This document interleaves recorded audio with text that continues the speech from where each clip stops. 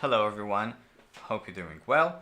So in today's video I wanted to share with you the benchmark results and gameplay in general on Breath of the Wild under CEMU 1.11.4b on my laptop, which is Dell Inspiron 5577, which has a Core i7-7700 HQ CPU, the GTX 1050 4 gigs non-TI, 8 gigs of Ram DDR4.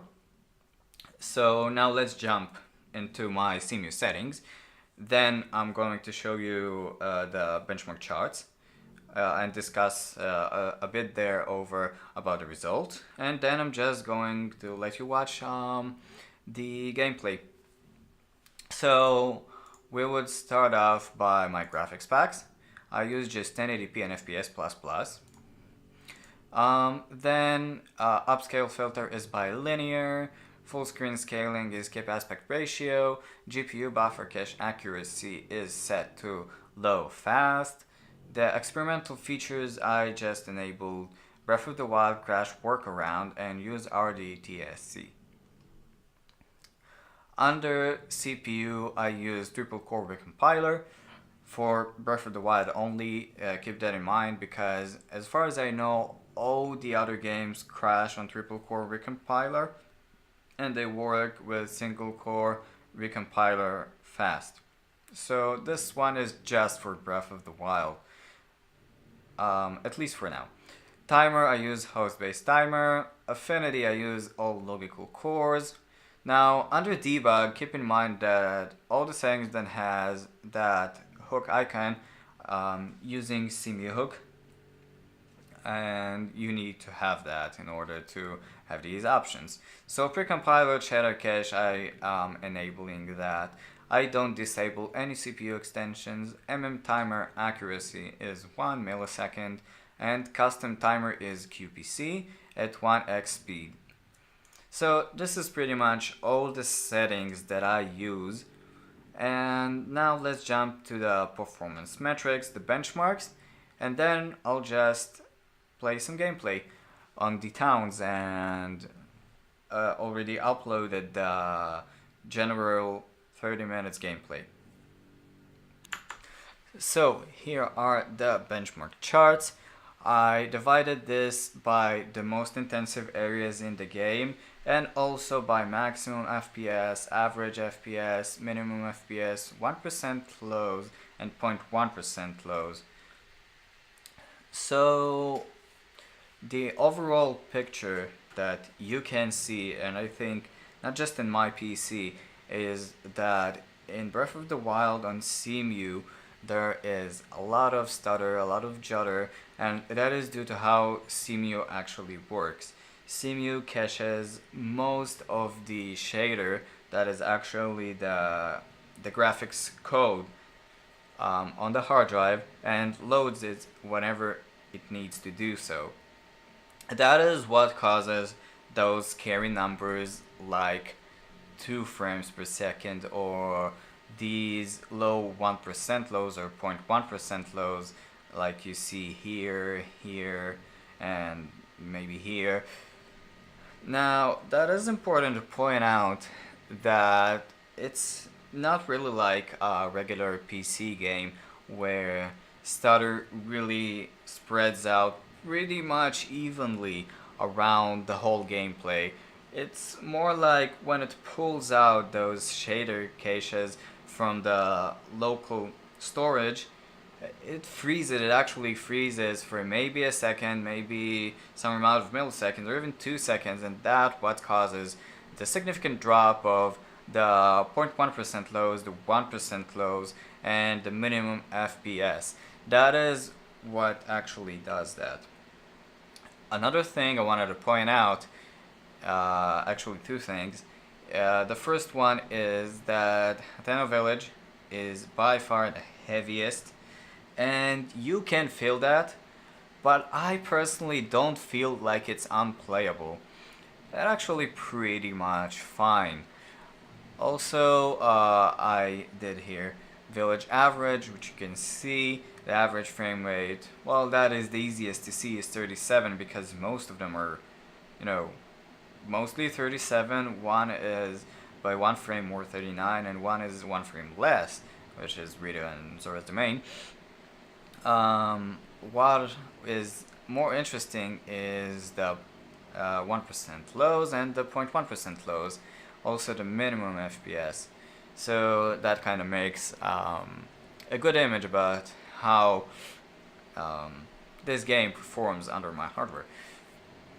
Now, in the general gameplay, I already uploaded it. I basically just go pretty close to the castle, Gana's castle, and I beat some guardians. Then I go to the tech labs. Then I go to sell my loot, and that is pretty much. Or I think I'm cooking there or something in the end.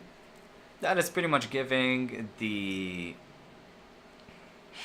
image of how gameplay works in Breath of the Wild, not just the villages. So the last thing I wanted to point out before gameplay is there is actually no on-time FPS. This is because from some reason MSI Afterburner shows double the amount of FPS that I actually get, and when fraps show it correctly, I used it for benchmark, and when you use fraps for benchmark, it from some reason hides the current frame rate. I couldn't find the settings to enable frame rate while benchmarking, so I'm really sorry, but this time there's just no current FPS, but you can see in the chart here pretty much all the not all the settings, the average frame rates that I have, the 1% low, the 0.1% low, the minimums, and the maximum. Also, maximums are actually capped to 60, as you can see by the graphics packs, and also by the emulator. So thank you for watching. I hope you will enjoy the gameplay, and see you in the next one.